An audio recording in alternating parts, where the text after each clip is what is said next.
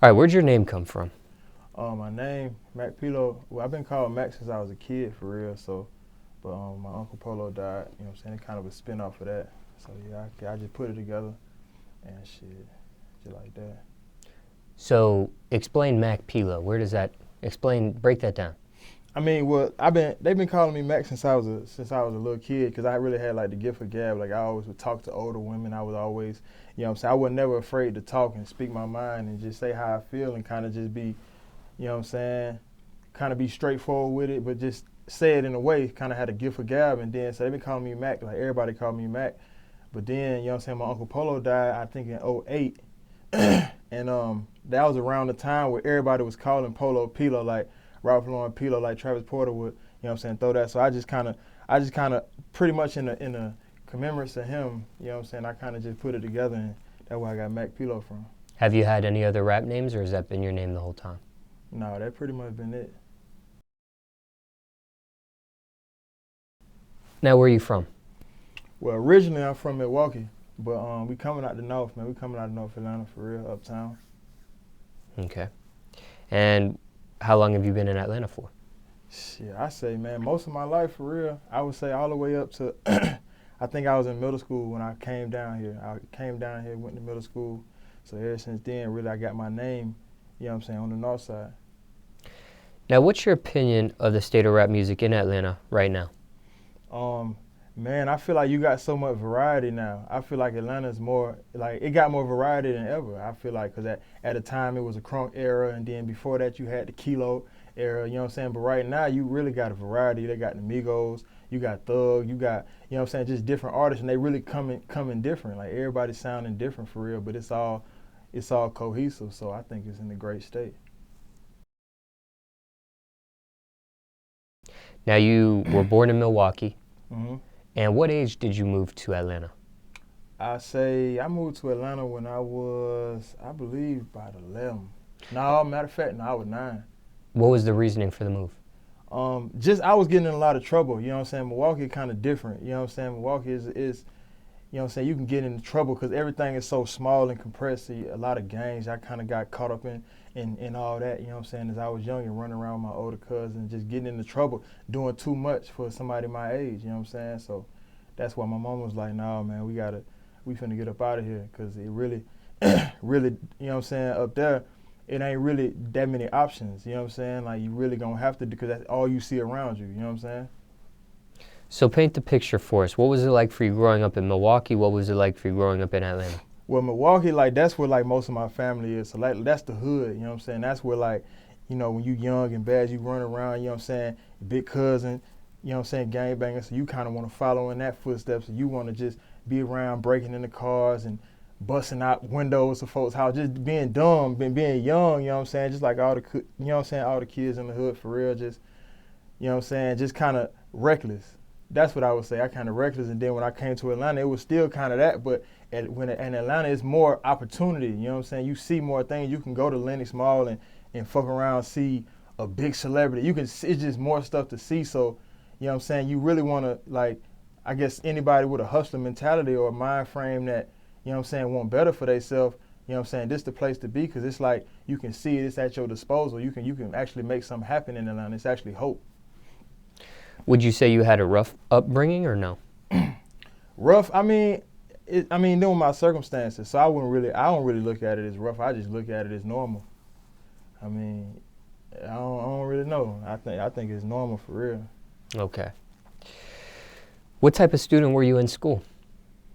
I ain't gonna lie to you, bro. School, I knew school wasn't for me, bro, in 9th grade. You know what I'm saying? I still finished school, but I knew what I want. You know what I'm saying? I wanted to do this music since I was a kid, because my you know what I'm saying, my aunt, she actually was signed with Bone Thugs and Harmony. You know what I'm saying? So as a kid, I'm seeing her having pictures with P. Diddy. I'm seeing Bone Thugs and Harmony in and out the house, and I'm seeing they the biggest rap group at the time. So it's like, man, I knew that's what I want. I knew I can, you know what I'm saying? I knew I looked at that as a youngin', and I'm like, that's what I want. So I knew school wasn't necessarily gonna get me there. Like, not to say I encourage no kids to not go to school, but I encourage kids to be strong-minded enough to know what you want and go get it, and don't take no for an answer. Who was your aunt? My aunt name is Raw. You know what I'm saying? She was signed to a group called Relay. You know what I'm saying? They were signed to Bone Thugs and Harmony. They was on his 1999 album. I think Thug Line was the name of the album, or Thug Mentality. One of them, the 1999 album, the green one. That's the one that they got signed to him right around that time. But then she had unfortunate situation, you know what I'm saying? And she actually got incarcerated. And so that's what kind of put her career on a standstill, and kind of me as a youngin' just seeing all her mistakes, seeing how she had this at her disposal, and then she made her mistakes. It's like that kind of like motivated me to really stay out of trouble also. So okay, let me ask you this. Did she help you at all with your career at all, or? Yeah, she really like my advisor. Like anything I need help with, anything I need advice on, like 'cause she done been there, she done seen it, she done, you know what I'm saying, been around these people. So it's like if I need help with something, like whatever, you know what I'm saying, she right there to help me. That's my right hand, you know what I'm saying. Does she live vicariously through you? I mean, I believe so. With the music career stuff? Yeah, I believe so, you know what I'm saying, because it's like she real proud of me, like everything I do, you know what I'm saying, she want to be right there. She is right there, you know what I'm saying, hands on. So I definitely feel like she passed the torch, you know what I'm saying, a little bit. And so I'm really just trying to make her proud and make it happen. Is she out of the game?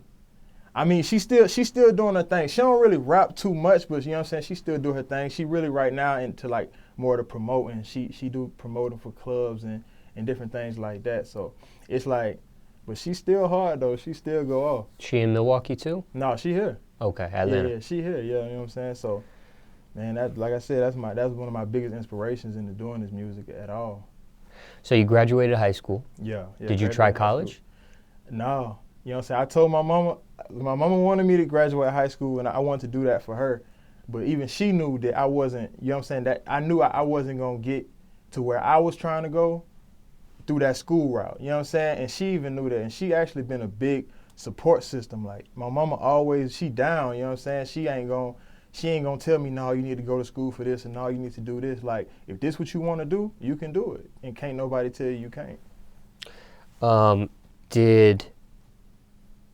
Looking back, hindsight 2020, was that the best decision for you, or do you think you should have went to school and pursued like college and stuff like that?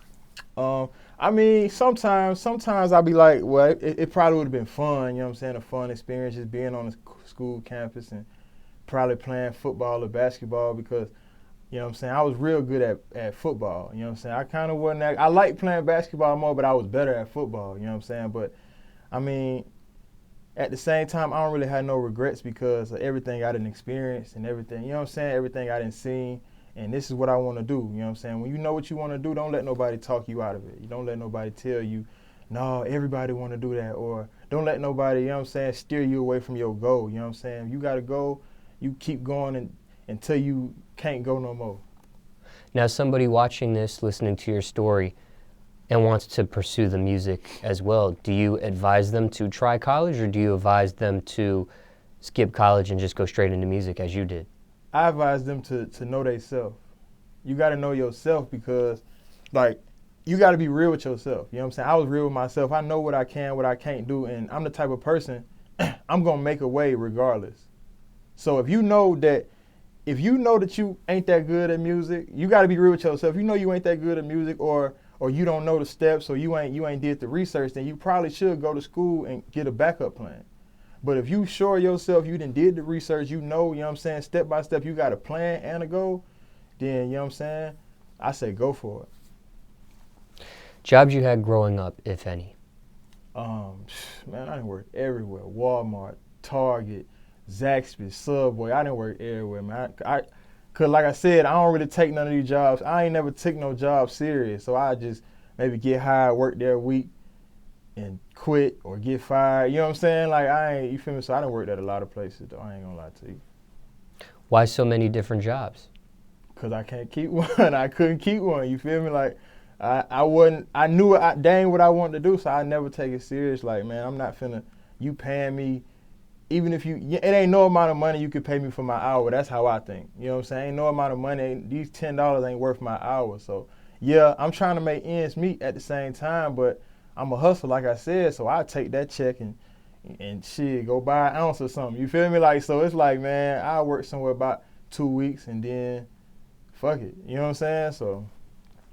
What were you getting fired for?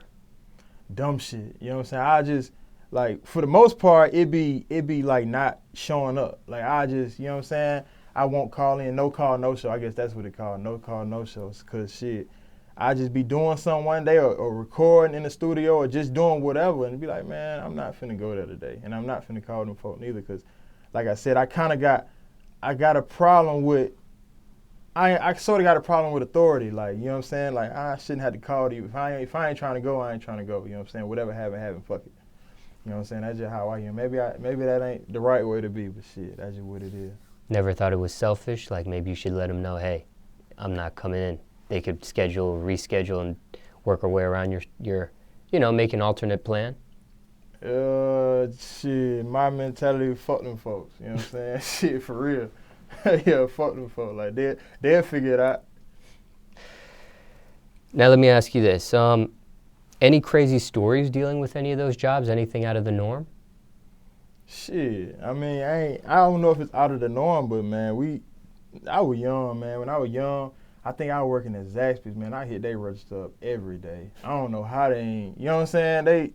I don't know how they ain't catch on to that. Man, it been so much shit, man, that I mean, let me see. Is there anything out of the norm? Not with the jobs. It's just regular shit. You know what I'm saying? Taking little shit and food and letting all my homeboys come in and eat free when the manager gone. Like little stuff like that.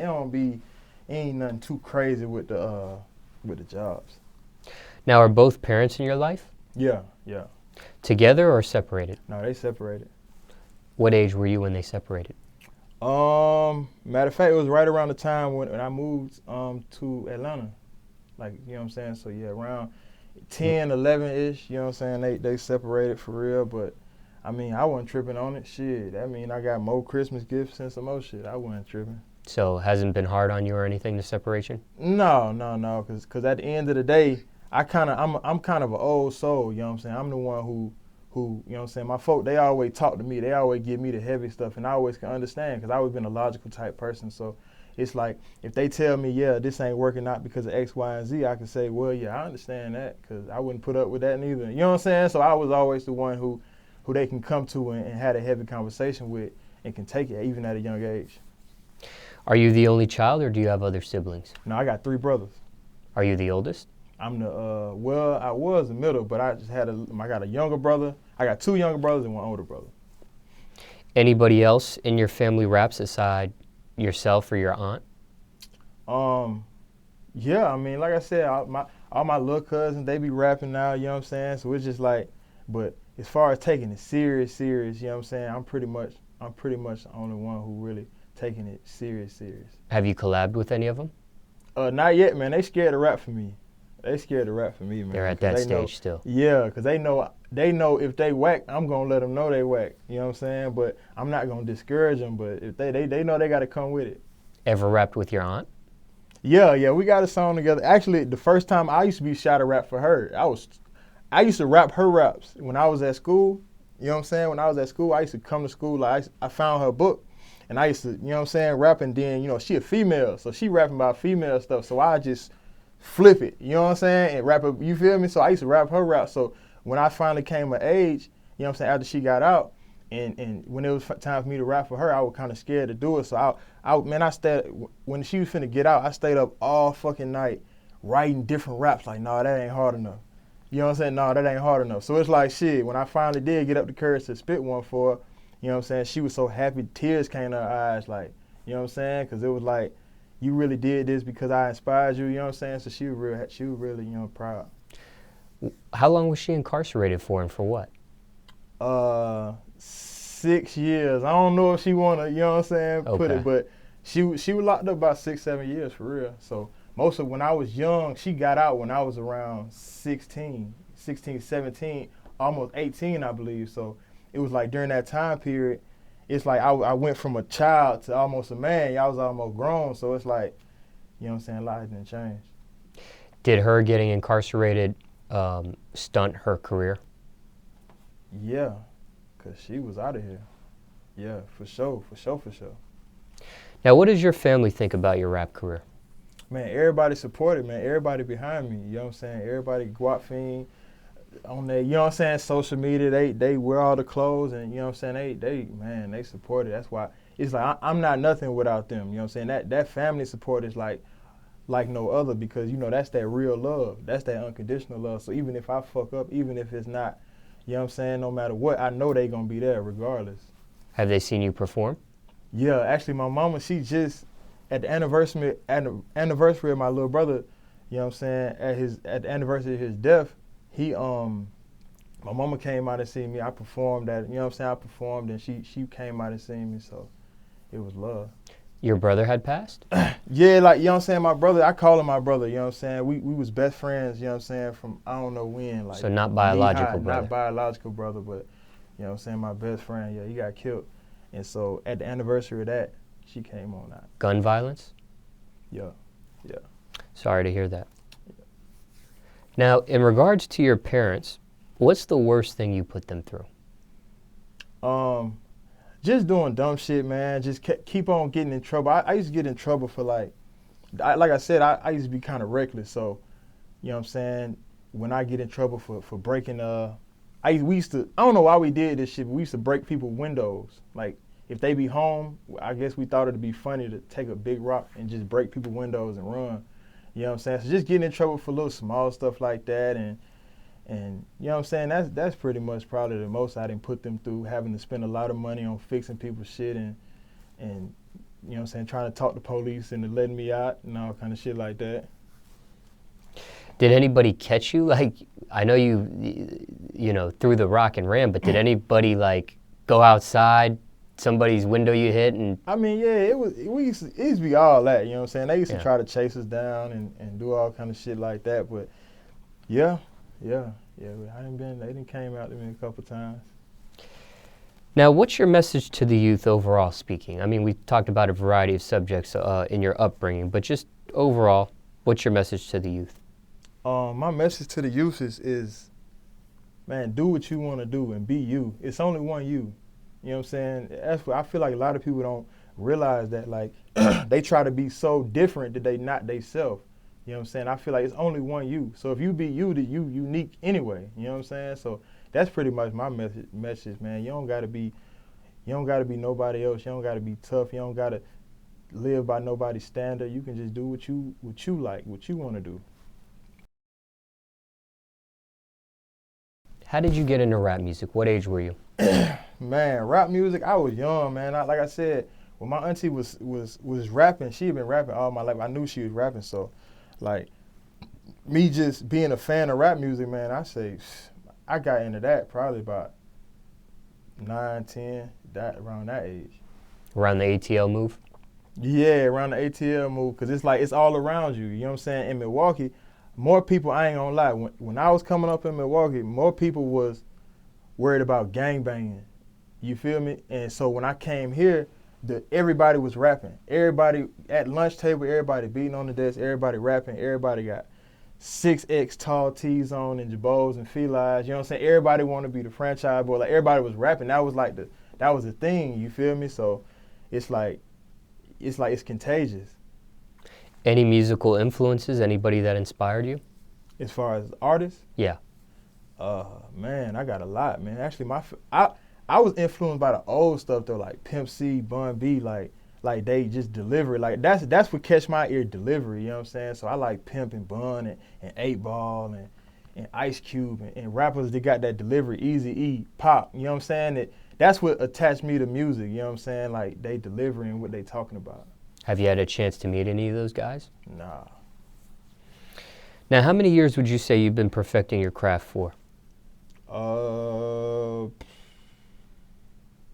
Man, I say I probably really start taking the music serious, like actually trying to be in the studio constantly since I was about 16, 17. That's when I really was kind of constant with it. So how many years? I say going on about 5, 6 years now. Do you remember your first rap or what you were rapping about back then? Yeah, I remember my first rap. Yeah, I remember it was gun shit, just gangster shit, for real. you know, all kids, it seems like that's their topic matter. They gonna rap about just the worst of the worst shit. You know what I'm saying? So that's what the nigga was talking about for real. Now, when it comes to the music industry, what bothers you the most about it at this point? What's your biggest pet peeve with it, if anything? I know this probably gonna be cliche, but it's so fake, bro. Everything, nothing is what it seemed like. Ain't nobody with it. I mean, not so far since I done been in it. Ain't nobody 100, bro. Ain't nothing real, and that's like my pet peeve for real. Cause I'm based off loyalty. Like that's like my biggest thing, like loyalty and being real, being about your word. And it seemed like it's hard to find somebody about their word in this industry. What percentage would you say is fake, and what percentage would you say is real that you came across? Man, shit. I ain't gonna lie to you, bro. I ain't came across nothing that's real. I ain't came across it yet. Maybe I just ain't that deep in it, or maybe I ain't came across nothing that's real. It's all smoke and mirrors so far. What's an example of smoke and mirrors? It's like, let's say you talking to somebody and like they promising you all this, but then when it really get down to the paperwork, it's like, nah, we ain't talking about this. You know what I'm saying? You really trying to fuck me over. You really trying to get over. You really trying to, you know what I'm saying? You really trying to take from me. And I know it's a give and take industry, but it's like, bruh, I ain't no dummy. You know what I'm saying? Yeah, nigga ain't go to no college or none of that, but that's why I say like I knew what I wanted. And it's like I got a lot of common sense. You know what I'm saying? It's like God just gave me. I guess that's my gift. It's like, man, a nigga just kind of know. I don't even be knowing how I know certain shit. I just kind of know I can get a good feel for stuff. So I can tell if you trying to fuck me over, you trying to get over, like, you know what I'm saying? It pretty much ain't gonna work because I'm really about my business. Like, You think that'll ever change in the music industry? Well, I feel like it's gonna have to because that's why more people is independent. Now more people is not dealing with the gatekeepers, not dealing with the labels and stuff like that. So it's gonna have to, or they gonna keep on losing money, and then you know what I'm saying? It's gonna have to one way or another. Now, when you're in the studio, what are your top 3 necessities? Top 3 things you need in the studio? I need I need some dope beats. I need my engineer, and I need some yellow Gatorade. Craziest studio story, if you have one.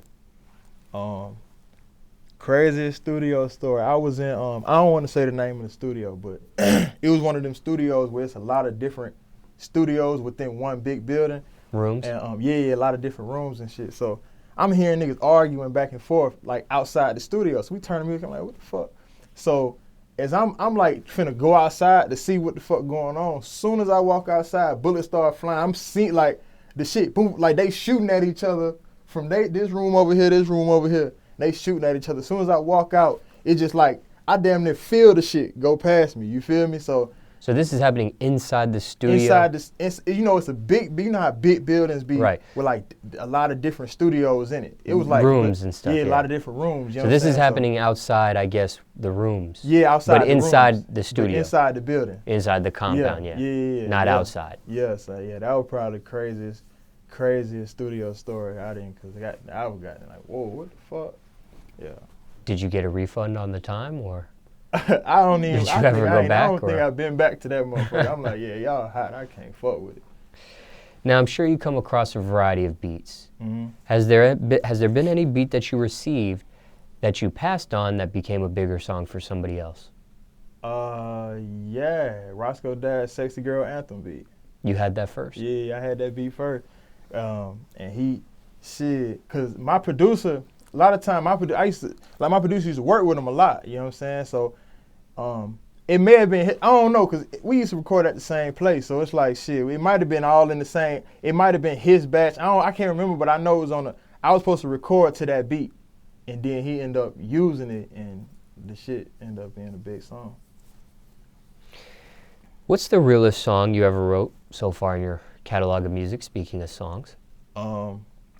Realest song I ever wrote probably had to be "Letter to the Legends," about my my brothers that got killed. That's probably the realest song I done got in my catalog right now. Risk versus reward. What's the biggest risk you took for your music career so far? The biggest risk? Man, you take a lot of risk in this business. I say the biggest risk I have to be I think we put what? How much we put like 20 bands into the radio campaign or something like that. Like, yeah, I think that's probably been the biggest risk so far. Just pouring, you know what I'm saying, putting that amount of money into one, you know what I'm saying, into one thing, you know what I'm saying, and just hoping, hey, it do what it do. Did it work out for you? Man, radio ain't it was a mistake, you know what I'm saying? Radio ain't the way to go. You know what I'm saying? Like we really had an old school mentality on marketing, you know what I'm saying? But that's just us being young and not really knowing, you know what I'm saying, really where you supposed to go with it. Proudest accomplishment so far in your music career? Proudest accomplishment? Proudest accomplishment. It ain't happened yet. I ain't got no, I don't, you know what I'm saying? Like, I don't really celebrate the small victories, you know what I'm saying? Like, we acknowledge them, but we ain't really celebrating them, you know what I'm saying? It ain't happened yet. What's the biggest misconception of you? Biggest misconception of me is that I'm Hollywood, or I don't really fuck with people, or I'm Hollywood, you know what I'm saying? I'm not Hollywood, I'm really just standoffish because I like filling out situations, I like filling people out, you know what I'm saying? I maybe, you know what I'm saying? And it's like, if maybe I don't like your vibe, you know what I'm saying? A lot of people, I get that a lot, like, oh, you Hollywood, you don't really fuck with niggas, you don't really, you know what I'm saying? It's not necessarily that, but, you know what I'm saying? What's the craziest rumor you heard about yourself? The craziest rumor I heard about myself? Craziest rumor I heard about myself is, I don't know, I ain't heard no crazy rumors, but I don't know. Maybe that's a good thing. Yeah, I ain't heard no rumors, not no crazy shit, like, I don't know. Do you care what people think of you? Matter of fact, now, let me go back to I do got a crazy rumor that somebody had, the craziest rumor I heard about myself was, I had a song called Party Like P. Diddy, and like, I don't know how it got around, but like, even my auntie, you know what I'm saying, not auntie that rap, my auntie called me like, yeah, I heard you just got signed to Bad Boy, I heard you, but it was like a lot of people kept saying that, maybe because of that song or whatnot, but a lot of people were saying that, so that's probably the craziest rumor I done heard so far. But you never signed to him? Nah, hell nah, shit. Ever met him? Nah, I want to. Yeah, because he a big inspiration to me. Now, do you care what people think of you? To an extent. I feel like if somebody say they don't care what people think of them, they lying, because we in the business of entertainment. So it's like, yeah, you gonna care what people think to an extent, because it's like, I'm an entertainer. I want to entertain people. I want you to be entertained by what I'm, you know what I'm saying, by what I'm producing, you know what I'm saying, by the music that I'm making. But it's like, that's only to an extent, because you still got to be confident in yourself enough to be sure of yourself. So I'm going to say yes and no to that one. What are your keys to success? Keys to success: keep God first. Keep God first, stay close to the family, and work hard.